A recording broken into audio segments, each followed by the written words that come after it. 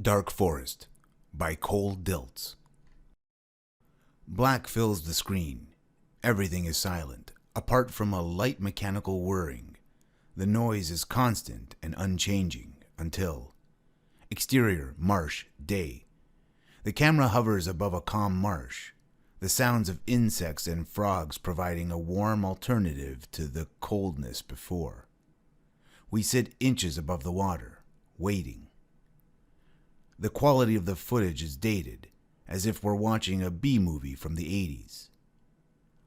Off in the distance, we see the impression of a backwoods road. A yellow vehicle drives down, appearing only for a brief moment before disappearing behind the forest trees. The camera seems to activate, flying forward out of the marsh and onto the road. The road is completely straight, carving a path through thick woods. We see the car far in the distance. The camera stays put for a moment, watching. We hear what sounds like a small release of steam. It shoots off, flying quickly towards the car. It gets closer and closer, swaying back and forth.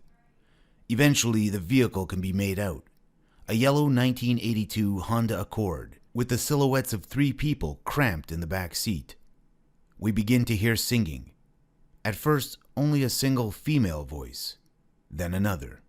Mr. Sandman, bring me a dream. Make him the cutest that I've ever seen. Give him the word. Give him the word. I'm not a rover. Then tell him that his lonesome nights are over. A high-pitched whir gets louder and louder as the camera gets closer and closer, just as it seems that we might hit the car. Smash cut. Interior 82 Honda, continuous. Sitting inside are 5 teenagers, John, Chad, and Danny, along with Stacy and the beautiful Trixie. Chad sits in the driver's seat, with Trixie in the passenger. John sits in the back, arm around Stacy. Danny sits at the window, asleep. The girls continue to sing. How about we just turn on the radio? Can't. It's busted. You said you got this piece of junk checked out. First off, it is not a piece of junk. My dad bought this car just last month, fresh off the line. Second off, I did get it checked out. I guess they overlooked the radio. Besides, we probably wouldn't get a signal out here anyways. Sure. First, we nearly spin out a few miles back, and now the radio's busted. Mechanics sure know what they were doing. Don't you like my singing? Of course I do. I just feel we should be listening to music from this century. That song's a classic. Oh yeah? Who sang it? I don't know. So how do you know it's a classic? 'Cause it's old and good. Ha, something like that. Trixie hits his arm and the two laugh. John and Stacy smile. Things seem nice. Say, Stacy, how do you know that song? I don't know. I guess I heard it when I was a kid or something. Would you like us to continue? No, thank you. I just might have a heart attack hearing a voice as pretty as yours. How about you, John? No, I could take a page from Danny's book and have a nap. How long's he been out anyways? Ever since we left. Which at this point might have been centuries ago. Well, normally he's not one to sleep in, but this time I think he had some medicinal help. John mimics smoking hash. The entire car laughs. Someone should wake him up. Isn't fear he gets to sleep through the home stretch. Stacy shakes Danny awake. What? Are we there yet? Yep, we got there 2 days ago. You slept through the entire weekend. They laugh again, even though it wasn't very funny. The cabin's just a few miles up ahead. That's good. Anyone got a lighter? You will not be smoking in my car. I wasn't gonna. Just need to warm my hands up. As the teens talk, the camera pulls out, with a metallic border forming around the frame. It continues to pull out until we realize that... Interior, spaceship, same time. The conversation is playing on a monitor inside an alien spaceship. The monitor pours out light, with the rest of the room filled with a dark blue glow. The ship seems asleep. The entire room surrounds a large piece of machinery in the center. The machine, looking like a large hookah, holds 4 canisters filled with a thick pink liquid. The camera begins to go around the room, hugging the wall of buttons, dials, and indicators.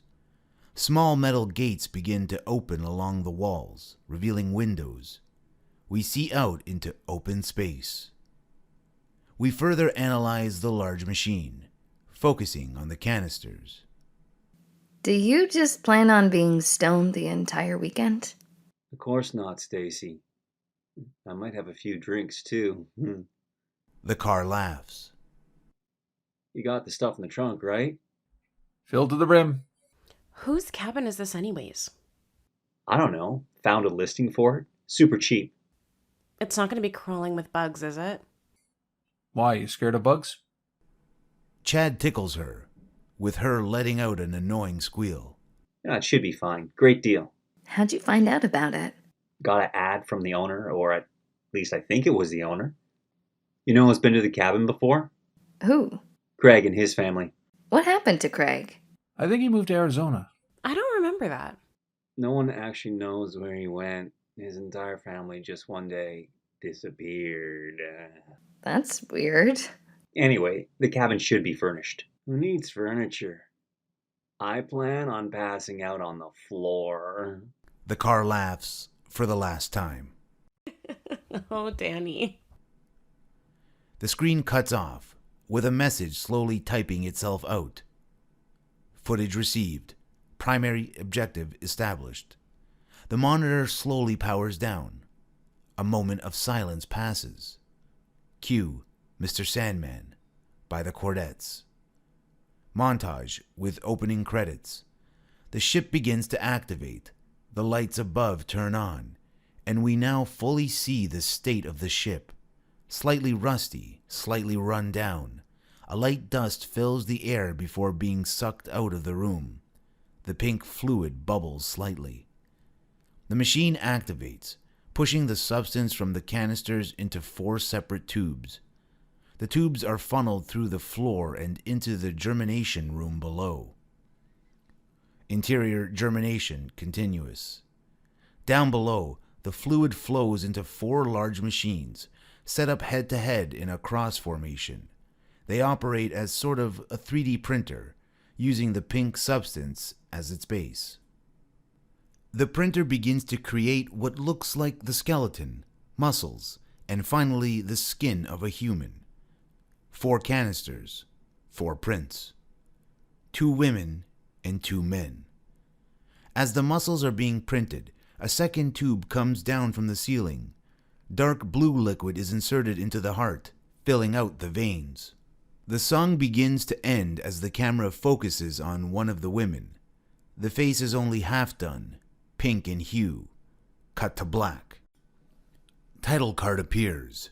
Dark Forest. Exterior spaceship minutes later. We see the exterior of the spaceship reflecting some light from a nearby star. The scene is silent, leading to a light jolt when the narration kicks in. The narrator sounds almost identical to Sigourney Weaver. The spaceship you are currently looking at is a research vessel, alien in origin, and property of one of the largest corporations operating within the galaxy. Although the ship has a name, limitations within human language makes a direct translation impossible. However, roughly translated into English, the name of the ship is akin to something along the lines of the Passenger. Interior passenger various sections continuous. We go back to the germination room, looking down at the pink creatures. They are fully printed out, now lying back on metal platforms. Although alive, they don't move, seemingly asleep and stark naked. There are 4 crew members aboard the Passenger, all belonging to the same species, the name of which cannot be roughly translated into English or even Latin, meaning any name given to them is as accurate as the next. For now, we will refer to them simply as Pinkmen. We cut to the room above. where the pink liquid slowly flows from the canisters into the tubes. After that, we go back to the germination room, where we see the smaller of the two males sit atop his platform, eventually standing. The most interesting aspect of Pinkmen are their highly adaptable genetics. Under the correct conditions, the Pinkmen's naturally gelatinous form allows them to be molded into other types of organisms, granting them similar appearances as well as physical attributes. This ability allows the specimens to be proficient in a variety of professions, such as modeling, minor league sports, and of course, construction, all of which they are universally underpaid. We begin to explore the rest of the ship, such as the storage bay, navigation, and the theater, as well as some of the corridors. Storage, a large space at the base of the ship. It holds boxes of supplies as well as a few large glass cylinders containing collected specimens. Navigation, a near-empty room with a central console and a large, for lack of a better term, windshield, allowing us to see stars. 4 chairs begin to extend from the floor. Theater, designated for debriefing. The room is fairly small for a theater, but still too large for a 4-man crew. Back to germination, where one of the females stands near a mirror. A drawer pops out, containing a uniform. She takes it and leaves. However, the more intelligent of the species tend to find work in low-level scientific fields, with the majority working in the field of specimen registration and extraction. Their ability to mask as other species allows them to infiltrate a population and extract specimens, all without attracting attention from any of the more intelligent life. They are widely regarded as the most effective people working in extraction, especially when compared to their closest competition, the Roswell Gray. Insert. Black and white image of the stereotypical gray alien with the large head. The camera spins around germination, with the last two, a male and female, lying on their platforms. The passengers' crew have been on many missions and seen almost everything the universe has to offer. However, nothing they have seen so far has prepared them for the night ahead. The crew will find themselves the victim of predators they have never considered, and the events they will soon witness will affect each and every one of them for the rest of their lives. Cut to black. Light pause. Very dramatic. Which, believe me, sounds much more dramatic than it really is.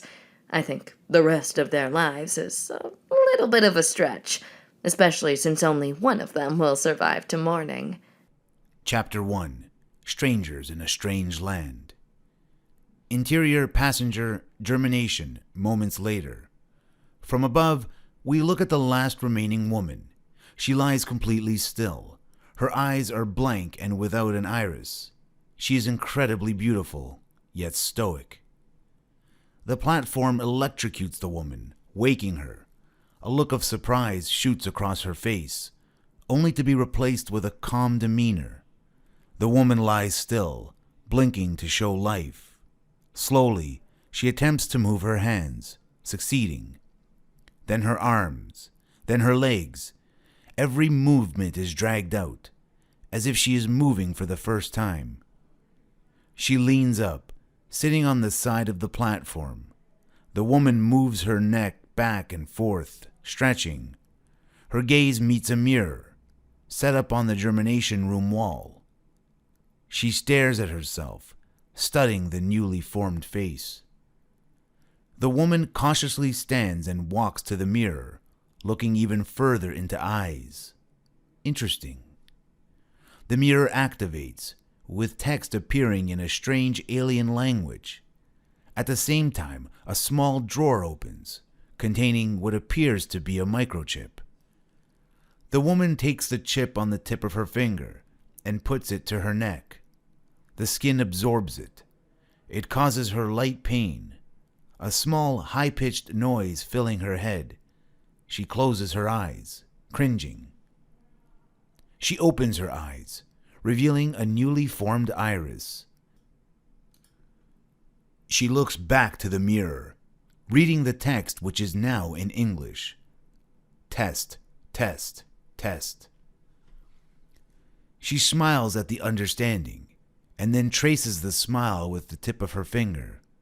She tries to speak but can't, instead nodding in confirmation. Another message appears. Hello.